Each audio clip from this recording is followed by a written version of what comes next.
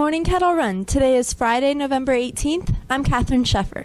The talent show is right around the corner. The first show will be Monday night at 7 p.m. The second show will take place on Tuesday during first block. Tickets are on sale now for $5 during all lunch shifts.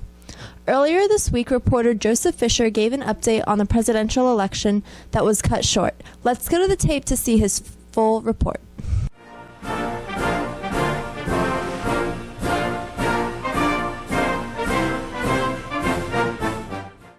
It's official. Donald J. Trump has been elected the 45th President of the United States, and he will take office January 20th of next year with Vice President-elect Michael R. Pence.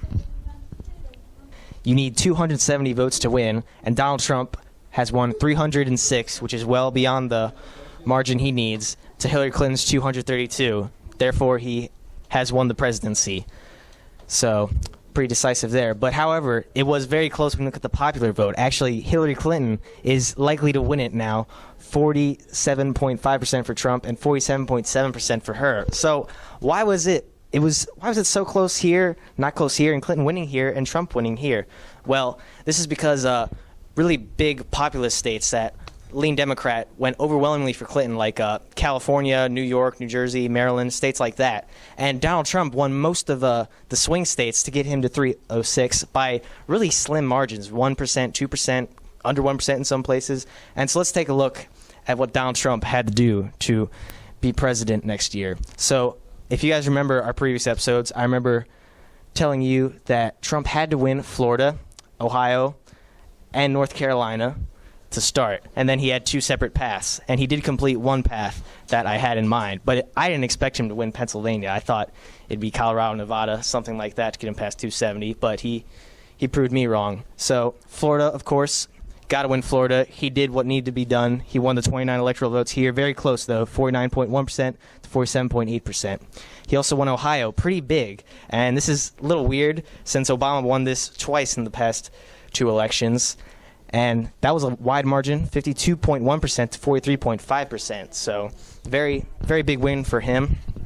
And, of course, since every election since 1972, the winner of Ohio becomes the president. And, of course, that was true this year again. North Carolina, it was a swing state. It was leaning Hillary in the polls, but Trump did win it, 50.5% to 46.7%, 15 votes there. That definitely helped Trump. He didn't need it overall in the end, but definitely early on, that kept him in the game. So, and Pennsylvania, this is what put him over the top. He won by a very slight margin, 48.8% to 47.6% of Hillary Clinton. And this is the first time a Republican presidential candidate has won Pennsylvania since George H.W. Bush in 1988. Maybe your teachers remember that. You should ask them.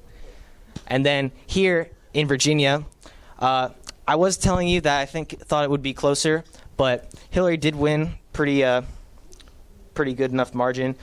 She did underperform her polling here, but she still got the win in the 13 electoral votes, 49.9% to Trump's 45%.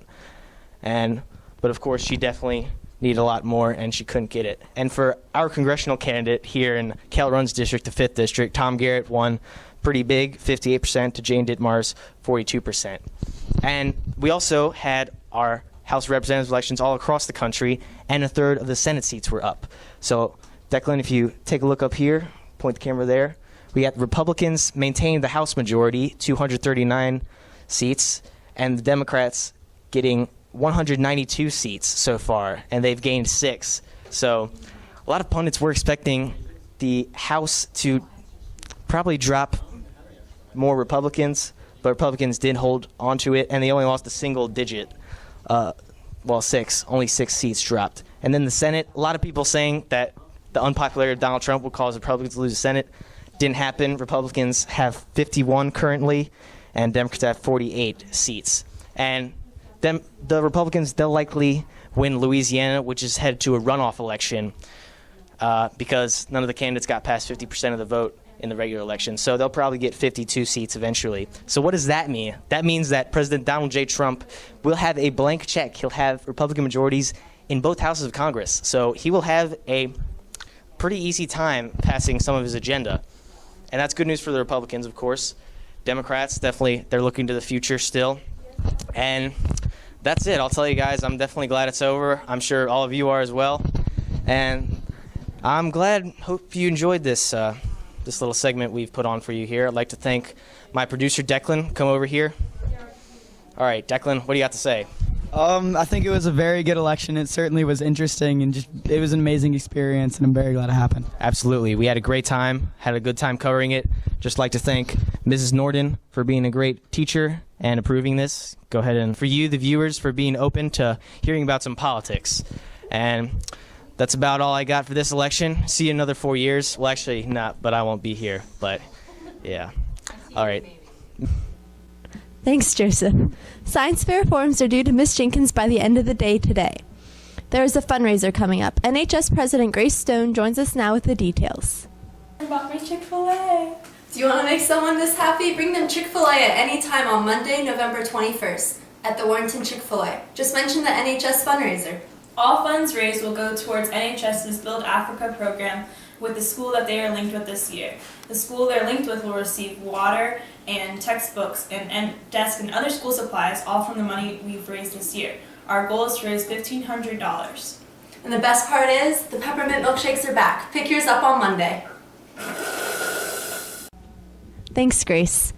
If you're looking for something fun to do this weekend, the movies are always a great choice. Tyler and Rucker join us now with a look at some movies. Hi, welcome to At the Cinema. I'm Tyler Marshall. And I'm Trending Topic Tuesday's Rutger Scott. Today we're going to be talking about Arrival. Rucker, can you tell us a little bit about Arrival? I really cannot, Tyler. Could you tell us what Arrival is about? Oh, I have the same problem. I've seen this movie advertised a little bit on TV. It seems like it's kind of an interesting concept, but honestly, I'm not that excited for it. All I know is that it's about this one lady who works at a university who's good with languages. She's a good translator. Yeah, they're like, hey, maybe you can read an alien language even though they don't speak. They just have these symbols, so you can speak symbols. And they might go more in depth into the movie once the movie starts, but just looking at it, it's kind of like, this kind of seems like an interesting concept, but might not work. Yeah, there are these alien shuttles that land on Earth, and they want to Earth naturally wants to communicate with it. So they bring this character played by Amy Adams to translate their language. And it's an interesting concept. The alien ships look pretty cool, pretty interesting, and the visuals are phenomenal in the trailers. But it's an interesting concept in an oversaturated market. Absolutely. I feel like a lot of people do this. A lot of movies are made about this alien Earth concept. Yeah, maybe it'll be good. I'm not personally excited for it, but might be good. And a lot of talk is going around on the internet that it's supposed to be nominated for quite a few awards, including Best Picture this year, but I don't see how that's going to happen. I don't see why people are thinking that, but don't judge it until you see it. No. So, yeah. And it looks a lot like the Twilight Zone episode to Serve Man, which is one of the best Twilight Zone episodes. I'm a personal fan of the Twilight Zone episode, so it might be a great picture. Might be. Next week we will be talking about Fantastic Beasts and Where to Find Them, the sort of prelude to the Harry Potter franchise. Until then. Thanks, guys. Now for Club News and Sports with Chris Dodson.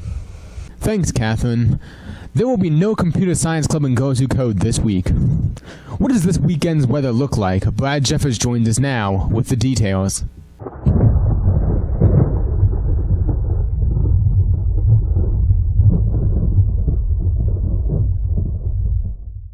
Thanks, Chris. Okay, folks, so for today, we're looking at 71 degrees as your high temperature and sunny skies throughout the most part of the day. Then as we move to tomorrow, it's going to start to get kind of windy. 20-mile-per-hour winds are expected and partly cloudy skies for the day, high of 66. But then Sunday, it's going to be windy for the most part of the day. A little higher winds, probably about 25 miles per hour. But it's going to be cloudy, too, and a high of 46. Now, that's the weather for knowing better. Back to you. Thanks, Brad. Have a great weekend. We leave you with a look at the birthdays and the lunch menu.